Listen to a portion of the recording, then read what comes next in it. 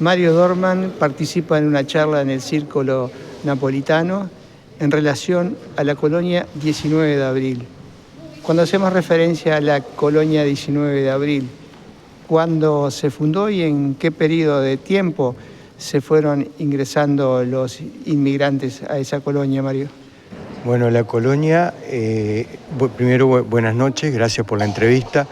La colonia se fundó en 1915, por lo que el año próximo va a cumplir 110 años de su fundación. Entre las personas, las familias inmigrantes que la fundaron, estaban mis dos abuelos maternos y paternos, que fueron fundadores de esa colonia junto a otras familias alemanas e italianas. Por eso se toma la colonia como un ejemplo de convivencia entre tres colectividades que tenían diferentes arraigos y diferentes orígenes, pero lo superaron perfectamente. Alemanes, italianos, y en el caso de sus familiares, ¿de qué lugar de Europa habían venido? Suponemos que sí, usted nos dirá. Mis abuelos eran de religión judía y mis dos abuelos paternos, el materno y el paterno, provenían de Besarabia, lo que hoy es Moldavia, y mis dos abuelas de Ucrania, una de Odessa y otra de Dniepropetrovsk. Un ejemplo, decía usted, de integración, pero también podría ser una referencia de cómo se dieron integraciones de distintas culturas para después dar lugar a lo que hoy decimos uruguayo, que es una mezcla de distintas personas que llegaron de distintos lugares. Por supuesto, los italianos, los alemanes, y en el caso que usted hacía referencia, de algunos lugares de Europa. ¿Cómo se dio esa integración que la entiende como un ejemplo? Y se dio por el sufrimiento que tuvieron al llegar acá, con promesas que no eran cumplidas, expectativas que no eran tales, el hambre, la langosta, la sequía, muchas miserias, estafas de algunos organismos. Eran también, vamos a decir,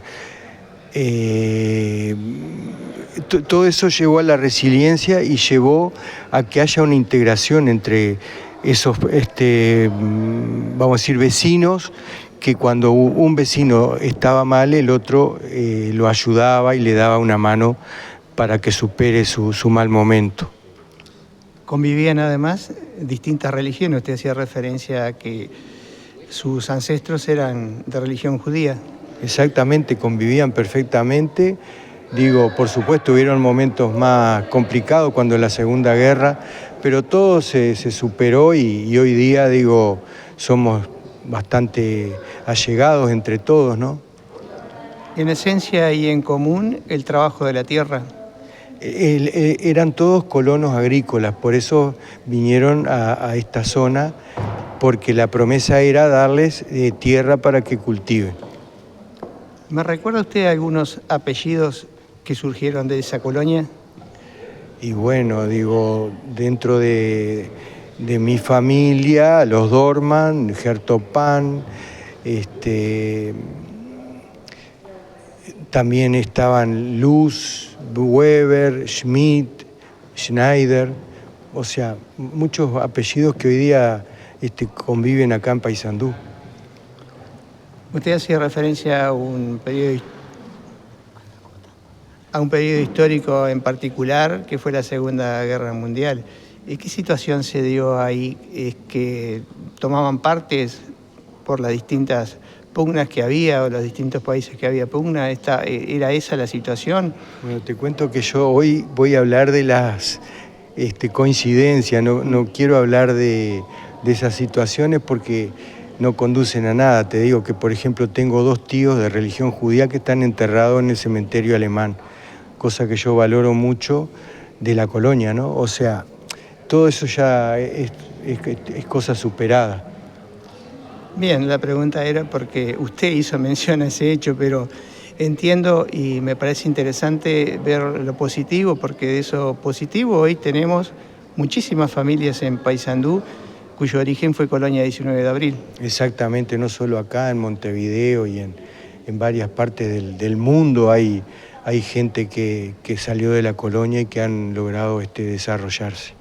Mario Dorman, le agradezco mucho la gentileza de habernos concedido esta entrevista. Bueno, muchas gracias a ustedes y bueno, espero que les guste lo que vayan a escuchar.